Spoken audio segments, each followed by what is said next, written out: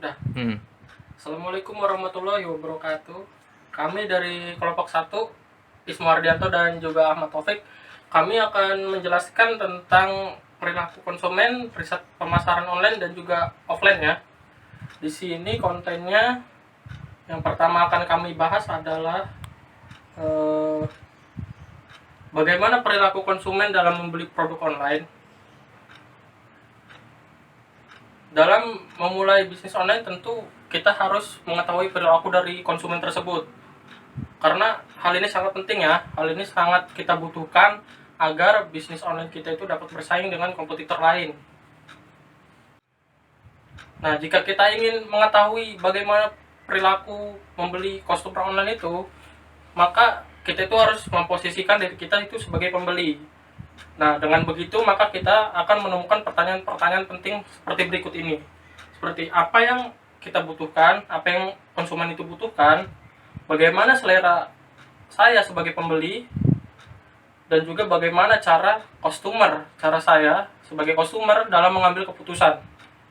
Nah, meskipun tidak semua customer dalam mengambil keputusan itu sama, namun pengambilan sebuah keputusan pasti terdapat alternatif pilihan berdasarkan derajat, keterlibatan pembeli, dan perbedaan antara berbagai merek. Maka terdapat 4 jenis perilaku pembelian yang kami akan jelaskan. Yang pertama itu complex buying behavior. Nah, pengertiannya adalah ketika terlibat dalam suatu pembelian, customer itu menyadari ada perbedaan antara berbagai merek. Konsumen juga akan memperhitungkan jika suatu produk itu mahal, termasuk kebutuhan sekunder, jarang dibeli, dan juga beresiko. Biasanya customer tidak begitu mengetahui tentang keunggulan produk tersebut, sehingga memerlukan proses belajar yang terkait dengan produk tersebut. Nah, selanjutnya customer itu pasti akan mengembangkan kepercayaannya sebelum akhirnya membuat pilihan bijaksana. Nah, yang kedua ini ada dissonance reducing buyer behavior.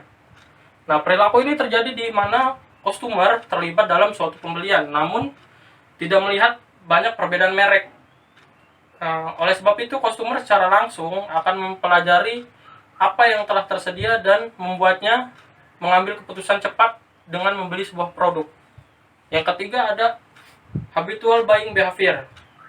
Nah, kalau tipe ini didasarkan pada perilaku customer yang memiliki perilaku pembelian menurut kebiasaan ketika terlibat dengan pembelian sebuah produk. Karena itu customer tidak secara ekstensif mencari informasi mengenai merek tersebut dan mengevaluasi karakteristiknya. Yang keempat ada variety seeking buying behavior. Nah, untuk ini customer memiliki perilaku pembeli dengan mencari variasi ketika terlibat dalam suatu pembelian dengan banyak perbedaan merek. Untuk itu customer banyak melakukan peralihan merek ya, namun bukan karena alasan ketidakpuasan dia terhadap merek tersebut, melainkan lebih karena si customer tadi ingin bervariasi untuk membeli barang. Nah, ini ada faktor yang mempengaruhi pengambilan keputusan dari si customer tersebut. Yang pertama itu faktor eksternal yang meliputi faktor budaya, faktor kelas sosial, faktor kelompok, faktor keluarga, dan juga usaha pemasaran perusahaan. Nah, yang kedua ini ada faktor psikologis yang terdiri dari faktor pengalaman si customer tersebut, faktor kepribadian, faktor sikap dan keyakinan, dan juga ada konsep diri atau yang bisa disebut dengan self concept.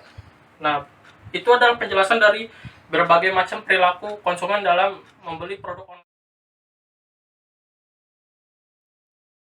Selanjutnya judul kedua yaitu periklanan online dan offline ya. Nah, ini kontennya cuma ada metode periklanan online. Jadi saya akan bahas metode periklanan online.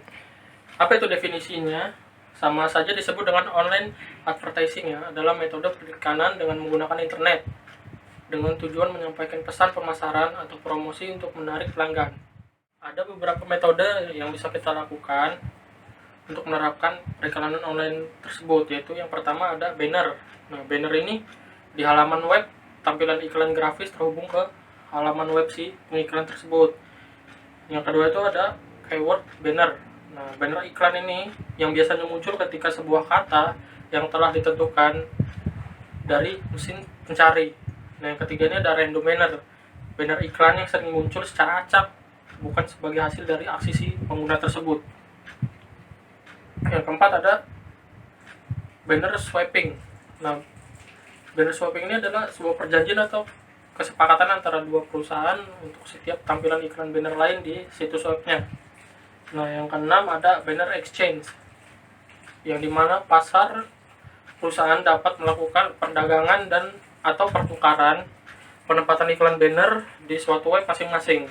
Nah, yang keenam ada pop-up ad, sebuah iklan yang muncul di jendela terpisah sebelum atau sesudah surfing internet atau ketika membaca email.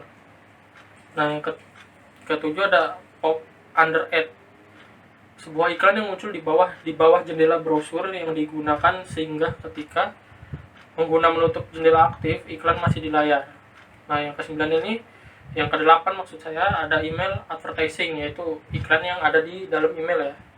Nah, yang kesembilan ada newspaper like and classified ad, iklan baris untuk bentuk iklan yang sangat umum dalam surat kabar, majalah online dan lainnya yang dapat dijual atau dibagikan secara gratis.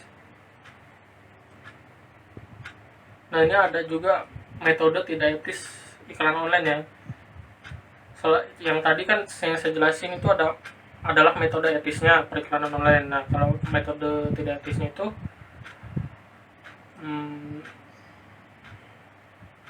itu adalah iklan yang ilegal, termaksud aplikasi eksternal yang menggunakan pengaturan sistem seperti brosur homepage, pop-up, dan memasukkan iklan ke dalam halaman web non-afiliasi.